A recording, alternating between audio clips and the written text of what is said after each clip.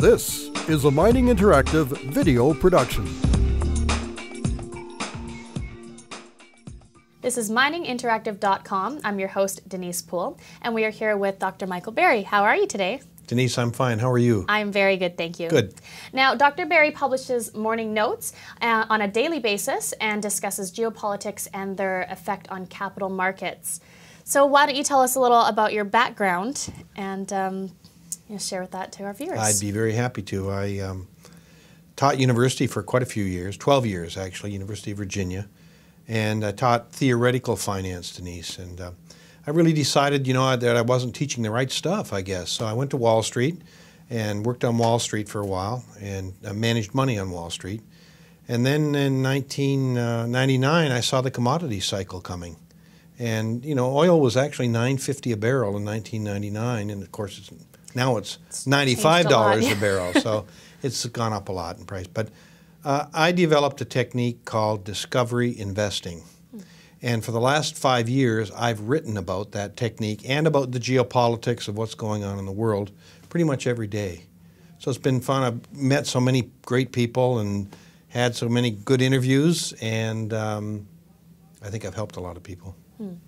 Now, you write a daily letter on discovery investments, like you were saying, and subsequent wealth creation. Can you elaborate on that for us? What Sure. exactly do you talk about specifically in your notes? Well, if you think about how people invest, most people buy the big stocks because they think they're less risky. But I actually look at the riskier stocks. So let's just take mining as one example of discovery investing.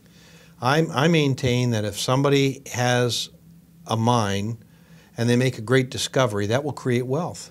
And whether you're in a recession or a depression or whether the economy is good, if you make a great discovery, if it's mining, if it's oil, if it's a cure for cancer, if it's in high tech, maybe it's a new device for communications, those kinds of discoveries create instantaneous wealth.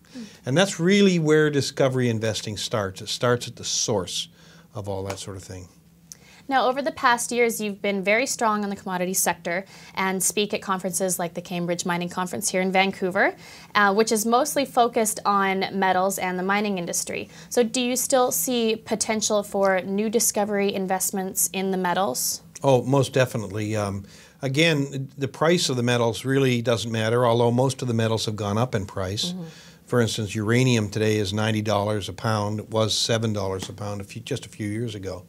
So yeah, I mean, in terms of where the world is going, there's a huge quality of life cycle going on in the world. So people in India and in China, in Brazil and Russia, they're eating better, they're learning because of communications, and they're definitely using more energy.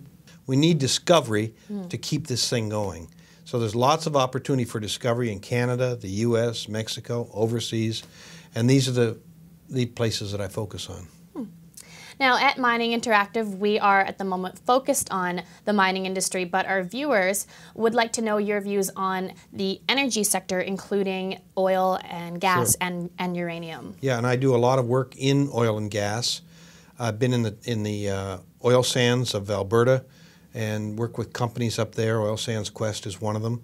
So, and I've worked with Birch Mountain up there. So basically, the world is running out of oil, at least easy oil. Yeah. So, I mean, we're not running out of oil per se, but it's so much more expensive now to find a barrel of oil.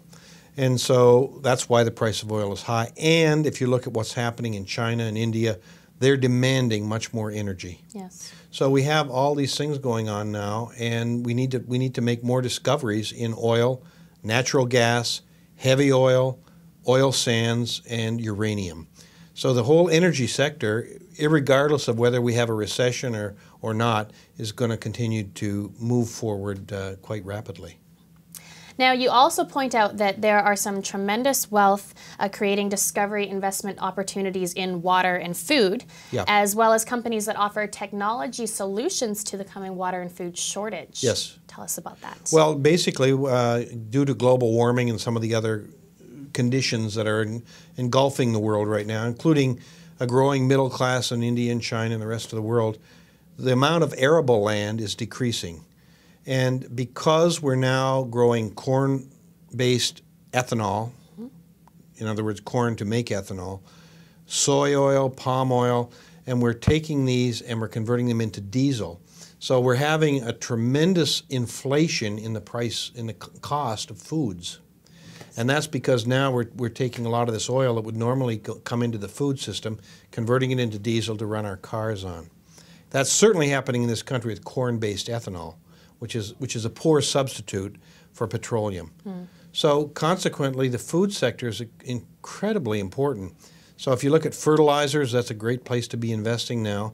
And if you look at some of the biotechs that have some technology solutions for how to grow food faster and better and more productively, those are the areas I like to invest in. Potable water is a significant problem for some of the emerging economies, becoming a problem in Canada and the US. So all of these areas I look at is in terms of how can discoveries in technology, for example, ease the pressure on food and water. Well, thank you so much for talking with us today. You have a lot of great things to say.